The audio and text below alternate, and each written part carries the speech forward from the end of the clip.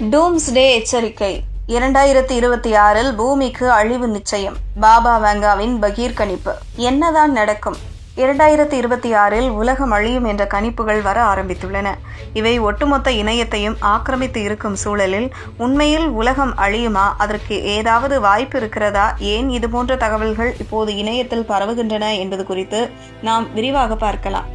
2026 உலக அழிவு குறித்த கணிப்புகளுடன் ஆரம்பித்துள்ளது.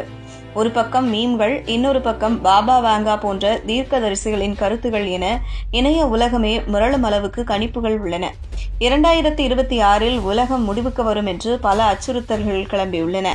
சிலர் 3ஆம் உலகப் போர் ஆரம்பிக்கும் என சொல்ல, மற்றொரு தரப்பினர் மாபெரும் இயற்கை சீற்றங்கள் அல்லது வேற்று கிரகவாசிகள் பூமிக்குள் நுழைவார்கள் என்று எச்சரிக்கின்றனர். இப்படி ஒவ்வொருவரும் ஒவ்வொரு மாதிரி எச்சரிக்கை விடுக்க 2026 ஆரம்பித்துள்ளது. அதே நேரம் இதுபோல உலகம் அழிவது குறித்த பேச்சுக்கள் எழுவது இது முதல் முறை இல்லை. இது கடைசி முறையாகவும் இருக்கப் போவதில்லை. மேலும் இவை எந்த ஒரு நம்பகமான ஆய்வில் இருந்தும் வருவதில்லை. மாறாக தீர்க்க தரிசனங்களின் எச்சரிக்கை, தவறாக புரிந்து கொள்ளப்பட்ட பழைய அறிவியல் ஆய்வுகள் மற்றும் நடப்பு புவிசார் அரசியல் நெருக்கடிகள் குறித்த பதற்றம் ஆகியவற்றின் வெளிப்பாடாகவே இவை வருகிறது.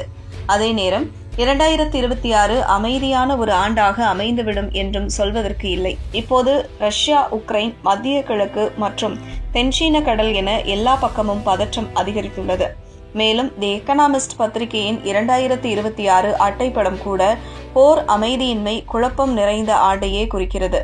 உலகின் மிக முக்கியமான தீர்க்கதரிசியாக அறியப்படும் பாபா வாங்கா 2026 குறித்து முக்கியமான கணிப்பை வெளியிட்டுள்ளார். ரஷ்யா, அமெரிக்கா, சீனா, ஐரோப்பா போன்ற நாடுகளிடையே மோதல்கள் அதிகரித்து 3ஆம் உலகப் போர் தொடங்கும் அபாயம் உள்ளது.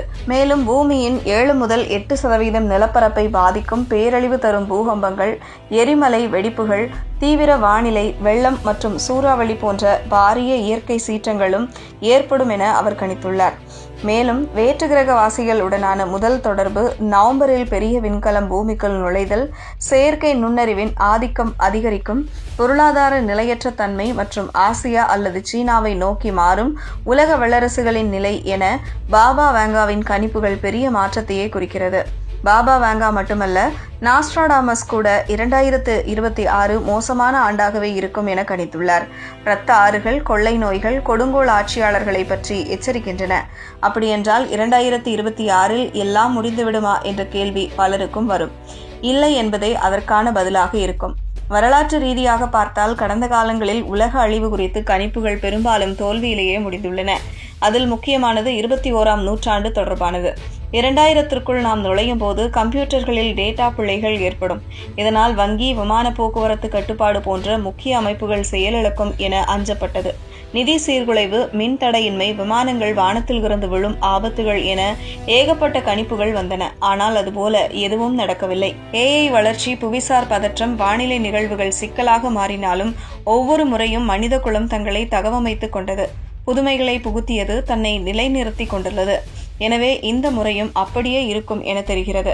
2026 குழப்பங்கள் மற்றும் போர் நிறைந்த ஆண்டாக இருந்தாலும் அது மனித குலத்தின் கடைசி ஆண்டாக இருக்காது என்பதில் சந்தேகம் வேண்டாம்.